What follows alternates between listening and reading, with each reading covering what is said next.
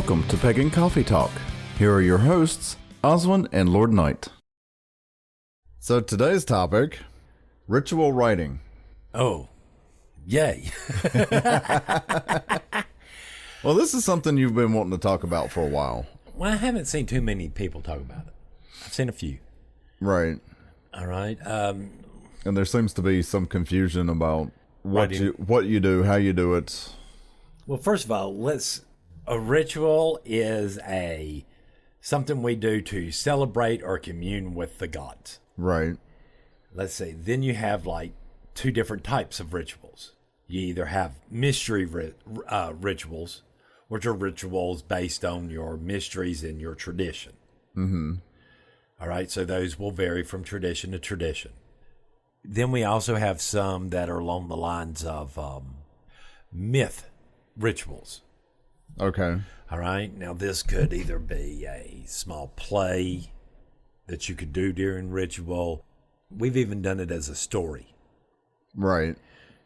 You know, Lord Men used to love doing the descent of the goddess. Mm-hmm. And he'd bring in this big old stool looking thing. Looked like a mushroom, but it was a stool. Oh, sit on. yeah. Yeah, I And remember that little stool. Yeah.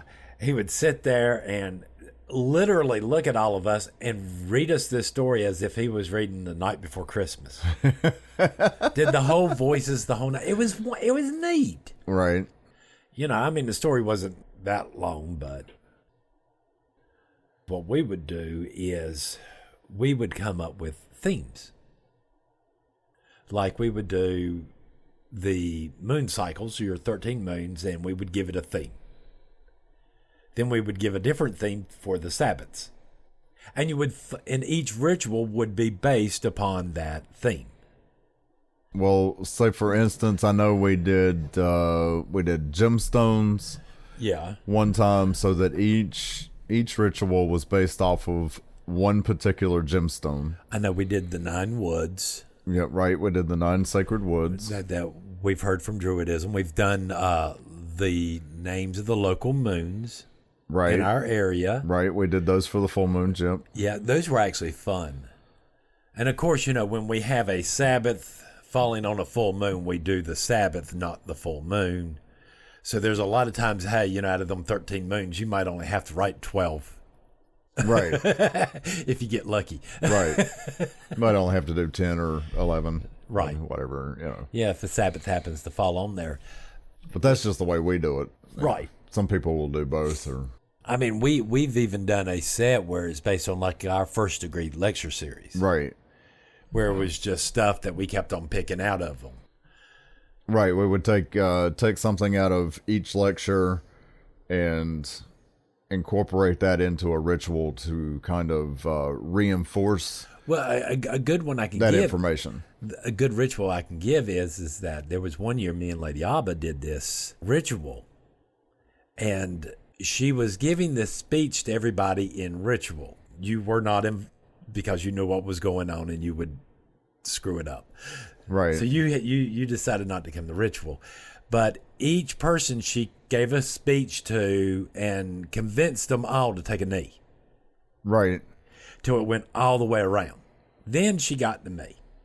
She asked me the same question, gives me the same spiel as everybody else. He goes, will you take a knee for your goddess, blah, blah, blah. And I say no. That we walk with our gods, and we cannot walk with our gods if we are on our knees. Right. So therefore, we do not get on our knees. Just like we cannot walk with the gods when we are, you know, with our faces planted in the ground. So we do not kneel for the gods, nor should we ever have to.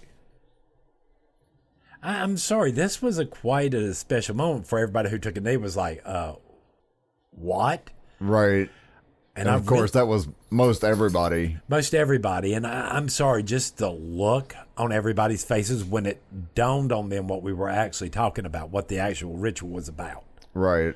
And it was actually quite good ritual. You know, this where people are starting to understand, you're right. I can't just kneel because somebody tells me to. I have to kneel because, well, I never do, because why should I? Right.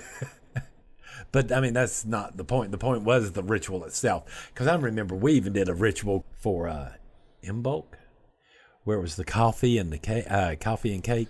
Oh yeah. See, because what we did on this was, and Lord Man chuckled the whole entire time, was we did the actual cakes and wine at the very start of the ritual. Right, got all sugared up and caffeined but what up. did we use? We used donuts, the most laden sugar stuff we could find. This, I mean, just looking at it would put a diabetic in coma. Right. Right. And in the chalice, we had coffee. Because the idea of this ritual was, how can we wake up the earth if we're not awake ourselves? So we need energy. We need to be stimulated. Right. So we did all this, and then everybody stomped the floor and stuff like that to wake the earth up. Right. That was actually a pretty good ritual. I think everybody had a good time with that one. I know we even did the a hunt ritual. Yes. Yes, I remember that one too. All right. In which, yes, they put me in basically a kilt, a black kilt, painted me up and put me in this getup where it was like a piece of every animal in our area. I had a horn in one head, coming out of one side of the head, an antler coming out of the other, running around being chased by the hunter. Right. Which again, that whole starts out with, because we were reenacting Tyr. Yes. So everybody was doing the chant as I'm chasing, as the beast chases man, then the flint's given and he chases me, then kills me and presents the beast to the high priestess. It was actually a wonderful ritual. It was. But again, here's the thing was, I think we were actually doing hunters as the cycle for the grand Sabbaths. And the whole idea of the hunter and the prey theme throughout that year. Right. Which made it a whole lot easier to write rituals. Well, yeah, and I was going to say, I mean, for those out there that are saying, well, do you have to come up with a theme? No. We found it easier. I found it easier for me. I know some people in our coven don't, but it's still there, as an option. Right. And it is, when we were doing the themes regularly, it was, I don't know, it was a lot easier because once you had the theme, well, like for the moons, where we did all the local names for the moons and the lore behind them, it was already there for you. Right. All we had to do was the actual activity itself. So when it comes down to it, you have your core ritual, which is your basic ritual. When we start to write ritual, we put up there at the top, what is that? Circle cast as usual. Yeah, circle is cast as usual. But in that abbreviation, was there abbreviation? Did it make a? No. No, it wasn't. But yeah, that's literally what we put up at the top. We don't even put the circle casting. Circle cast as usual. Right. Everything else, and then all you have down at the bottom is cakes and wines and circle, uncast as usual. Yeah. And that's it. Those are the instructions there. The majority of it is the body of the ritual itself. Right. And that's it. Right. And that's what I was getting at. I mean, once you've got, most people already have their circle casting. Right. And their circle closing. So really all you have to worry about is the body of your ritual. Yes. And I mean, that's it. Otherwise, it should all be the same. So, your invocation, your whatever you're doing is done in your circle casting. So mainly you're picking up after where in the world all that leaves off. Right. I mean, if you're like us and most traditionals where we get in, we cast circle, wham, bam, thank you, ma'am. Right. Less than 5 minutes if we can. All right. Then we start the actual ritual itself.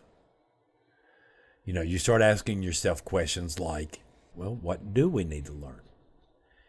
And I'm sorry, if you're a high priest or priestess and you're looking at these rituals, you have to look and see what in the world's required for everybody. Right. What something, because you might have this, hey, I want to do this ritual or something like this to make this connection, blah, blah, blah. But that doesn't mean everybody in that ritual is going to make that same connection. No. Well, and you're not going to have everybody making the same connection in every ritual. Right.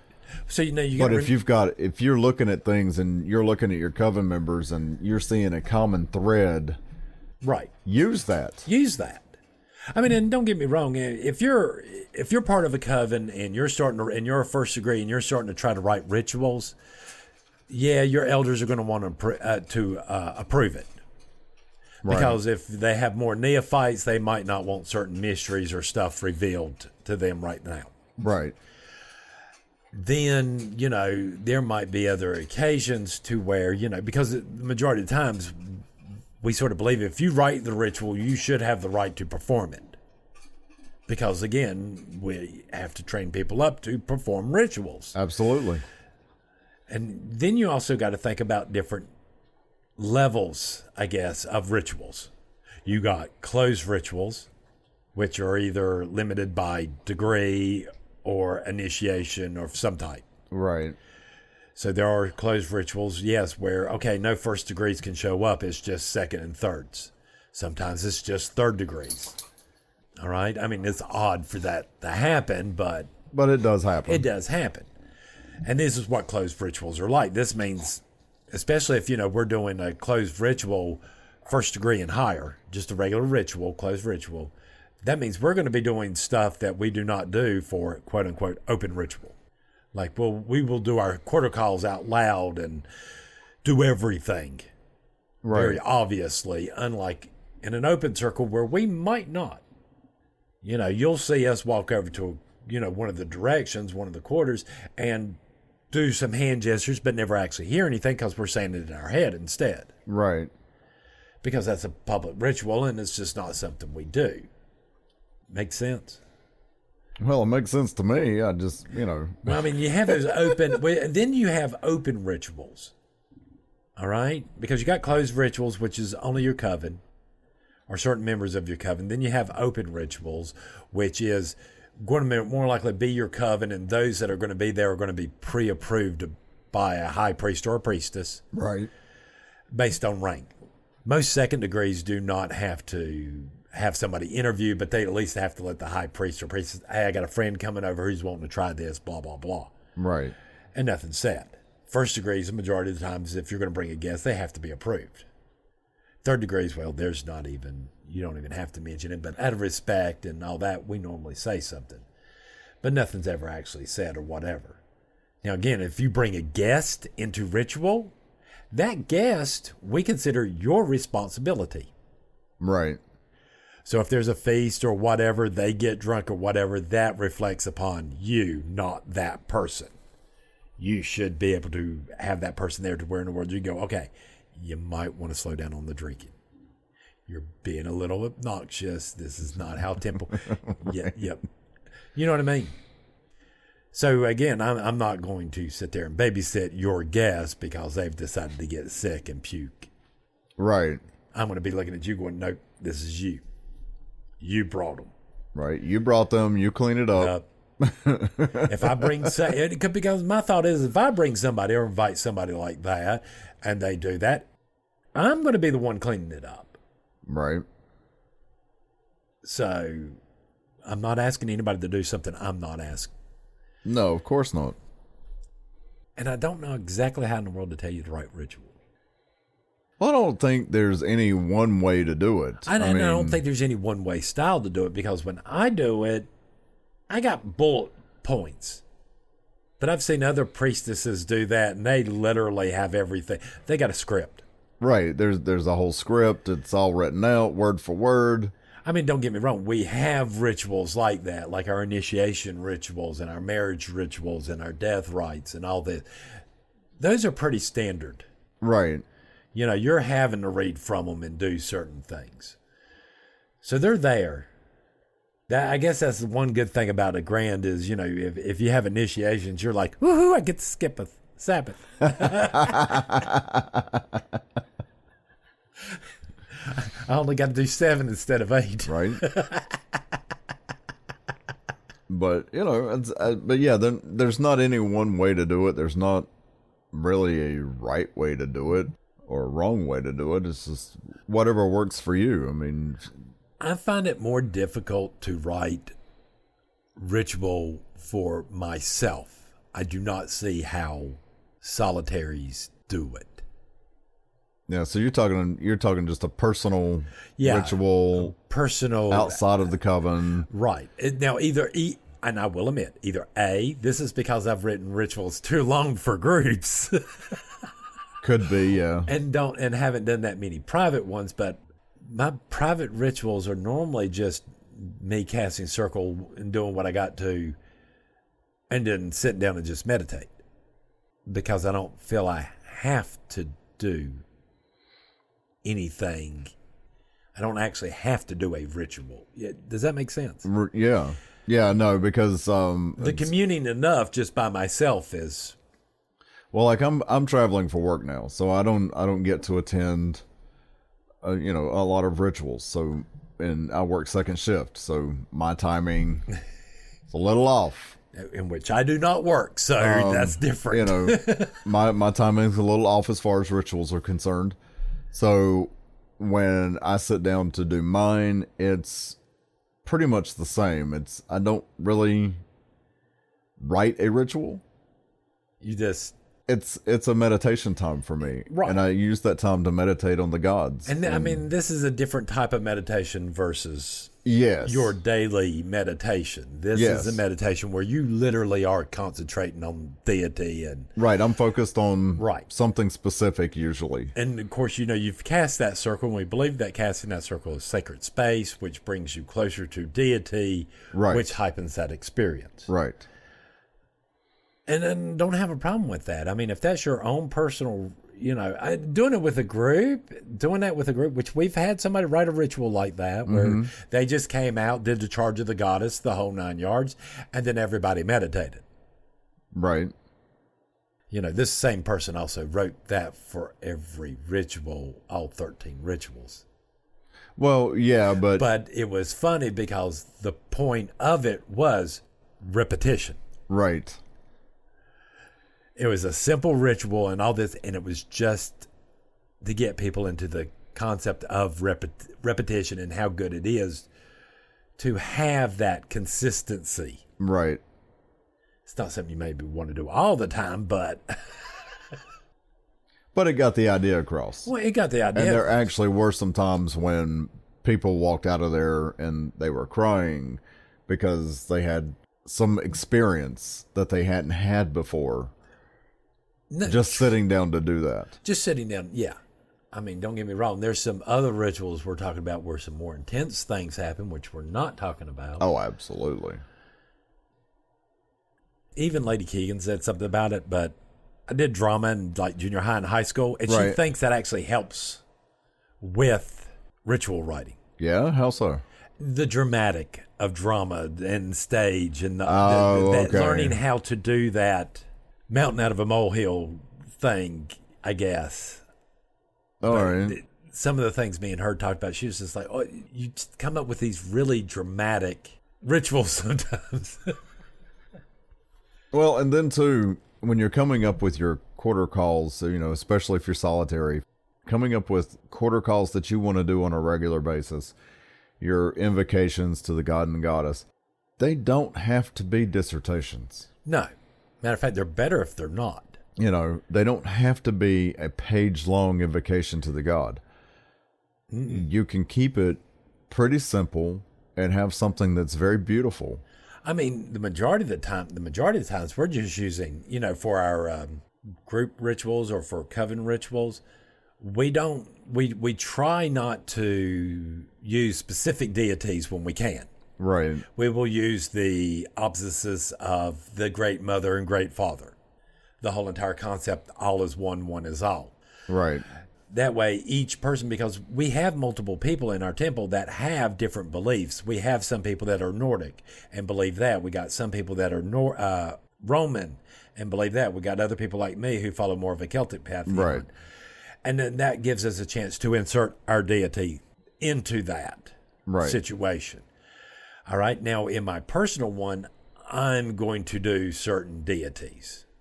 Well, sure. Versus, what I'm going to do out in public. Out in public, I'm trying to... The idea is that it's not... And I don't want to say it this way. That the names of the gods aren't as important as just having the gods there. Yeah, I completely see that. So, is more important to us, and that the important part we've actually put into the body of the ritual itself. This is what's going to bring it alive. Not the fact that you did a 2-page invocation to this goddess or that god or whatever. Right. Does that make sense? Yeah.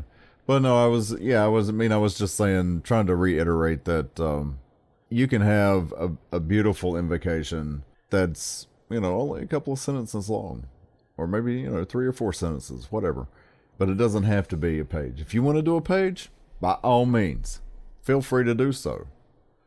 There are some beautiful ones out there, but at some point, especially if you're with some other people, some people are going to be like, are they done yet? Well, one thing I've always said about ritual, and I'm going to say this now. If you sit there and say you're going to do ritual at this time, you do ritual at that time. Oh, yeah. Not 2 hours later, not when because if we're going to wait for the spirit to hit us to do this, you could be sitting there waiting 6 months. Right. You might never get it done. Right. And again, this is that argument we've always had, that spirituality is akin to chaos, where religion is akin to order, and where the priestesses handle our spiritual or the chaos, men handle the order. So when your priest goes, hey, we're doing ritual at 7:00, you're going to get into gear. Right. Well, this is also back to that keeping your word, but... Well, I was going to say, we used to call that pagan standard time. We were just... And I've heard a lot of people refer to it as that, and I don't know, the name kind of sticks, but it's that whole thing of, hey, we're going to do a ritual at 7, and then 8:00 rolls around, and you're just now getting things together. Yeah. Makes no sense. It's like, really? Really? Why did you tell me 7:00 if we're not going to... I mean, we did full moon at like 7:00. You would walk in literally like 5 minutes ahead. Altar was set up. Everything was ready to go. You came in. Some people only, didn't even change into their robes. They just took off all their jewelry or metal or whatever. Right. Get ready, go inside circle. We do full moon, maybe 30 minutes tops. Right. Come out, have a short little coven member meeting, whatever, who's doing what we have events coming up, who decided to do the food stuff, and right. And then that's it. We're home, and everybody's out of there by 8. And it seemed to be a good time because 6:00, everybody got a chance to eat or feed their family. Right. Of course, they might not eat themselves. Come over to the house, do ritual, go back home, grab a bite to eat. And by the time they got back, kids have finished homework, and there's just check up on homework, getting kids into bed. But then again, we were pretty consistent with, and we still are, pretty consistent with, we're starting at 7:00, and that's just an example. It may have been later, but, we're starting at 7:00.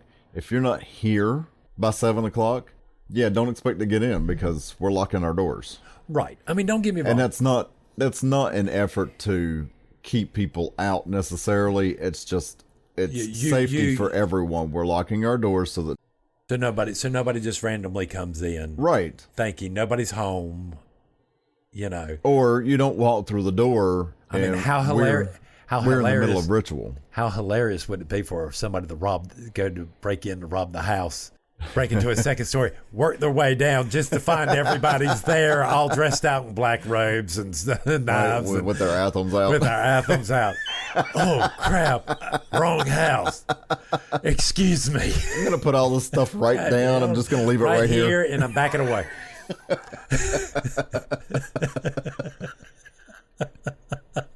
That would be pretty funny. That's kind of like the joke, imagine the Ku Klux Klan in our area running across a group of Nordics. Oh, yeah. We came out here in white robes and pointy hats, and they came out in black robes with weaponry. Right.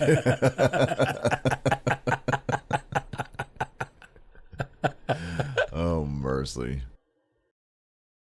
Thanks for listening. Join us next week for another episode. Pagan Coffee Talk is brought to you by Life Temple and Seminary. Please visit us at lifetempleseminary.org for more information, as well as links to our social media: Facebook, Discord, Twitter, YouTube, and Reddit. We travel down this trodden path, a maze of stone and mire. Just hold my hand as we pass by a sea of blazing pyres. And so it is the end of our days, so walk with me till morning breaks. And so it is the end of our days, so walk with me till morning.